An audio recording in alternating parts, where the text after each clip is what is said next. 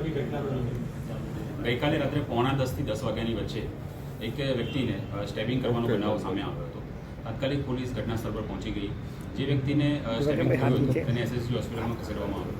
તપાસ કરતાં જાણવા મળ્યું કે જેને પર ચપ્પાથી ઘા કરવામાં આવ્યા છે તેનું નામ મોહમ્મદ જુલ્ફિકાર સૈયદ છે. તેની ઉંમર 35 વર્ષ આસપાસ છે અને તેને હુમલો કર્યો છે તે વિશાલ કહાર નામની વ્યક્તિ ત્યાંની જગ્યા પરથી ફરાર થઈ ગયેલ હતી.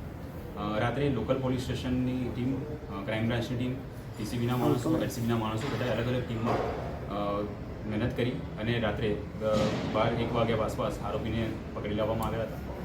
આરોપીને પૂછપરછ કરતાં જે હકીકત સામે આવી છે તેમાં જે વ્યક્તિ મરણ જનાર છે તેના 3 વર્ષ અગાઉ ડિવોર્સ થયા અને તેની પત્ની સાથે કંઈક રિલેશન હશે તે બાબતે અંગત અદાવત રાખીને બંને વચ્ચે ગઈકાલે માથાકૂટ થઈ અને માથાકૂટના અંતે જે વિશાલ કહાર છે તેને ચપ્પાથી છરીના ઘા કર્યા અને સારવાર હેઠળ દર્દીનું મૃત્યુ થયું છે. કેમ બંનેની મુલાકાત થઈ? જે પ્રમાણે તપાસમાં આવ્યું છે પ્રમાણે બંને મિત્રો જ હતા. ઘણા સમયથી બંને સાથે જ હતા, તો કોન્ટેક્ટમાં હતા. પણ જે મરણ જનાર વ્યક્તિ છે તેના જે ડિવોર્સ થઈ ગયા એના પછી એની એક્સ વાઇફ સાથે એને રિલેશન હતો અને તે બાબતે બંને વચ્ચે કંઈ માથાકૂટ થતાં મુશ્કેલીની જેને કંઈક સંવાદો થયા હશે જેના કારણે એને ચપ્પુનો ઉપયોગ કરીને શરીરના ઘા વાગ્યા છે. આ જે વિશાલ કહાર છે તેનો ધંધો બિઝનેસ શું કરે છે, શું ઇતિહાસ છે તેનો ભૂતકાળનો? વિશાલ કહાર જે છે એ ત્યાં પાણીગેટ પોલીસ સ્ટેશન વિસ્તારમાં જ રહે છે અને ત્યાં જ લોકલ બિઝનેસને કરે છે અને વધુ તપાસ અત્યારે એની પૂછપરછ ચાલુ છે. લોકલ બિઝનેસમાં શું કહી શકાય તે બાબતે અત્યારે તપાસ ચાલુ છે. અત્યારે જે પોસ્ટમોર્ટમની પ્રક્રિયા ચાલી રહી છે, ટીમ તેમાં લાગેલી છે. કેટલા ઘા માર્યા છે? 4 થી 5 ઘા માર્યા છે, જે શરીરના ગળાના પાછળના ભાગ અને કમરના ભાગ અને આગળના ભાગમાં વાગેલા છે.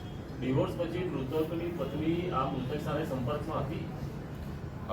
મૃતક અને એની પત્નીને એક બાળક છે, તે બાળકના બાબતે તેઓ સંપર્કમાં હતા. શું છે, કોઈ મીડિયા સાથે સંકળાયેલો છે? કશું વિગતો સામે આવી છે? ભૂતકાળમાં એના વિરુદ્ધમાં 3 થી 4 ગુના દાખલ કર્યા છે, જેમાં એક દારૂ પીવાનો કેસ છે અને એક મારામારીનો કેસ અત્યારે હાલ પૂરતો સામે આવ્યો છે. ક્યાંથી પકડાયો છે આગળ? તે ભાગીને સમા પોલીસ સ્ટેશન વિસ્તારમાં જે નદીની બેકરો છે ત્યાં ભાગી ગયેલ હતો અને ત્યાંથી પોલીસ એને પકડી લીધો. પોલીસે શું તેની પાસેથી જે ચપ્પુ છે તે મળી આવ્યું છે, તેના કપડાં છે જેના પર ખૂનના નિશાન છે તે મળી આવે છે. FSL ને ઉપયોગ કરીને, FSLની સાથે રાખીને FSLની ટીમ દ્વારા તે તમામ વસ્તુ કબજે કરવામાં આવી છે. ઇન્ક્વેસ્ટ ફોર્મ ભરી દેવામાં આવ્યું છે અને અત્યારે હાલમાં પોસ્ટમોર્ટમની પ્રક્રિયા ચાલુ છે.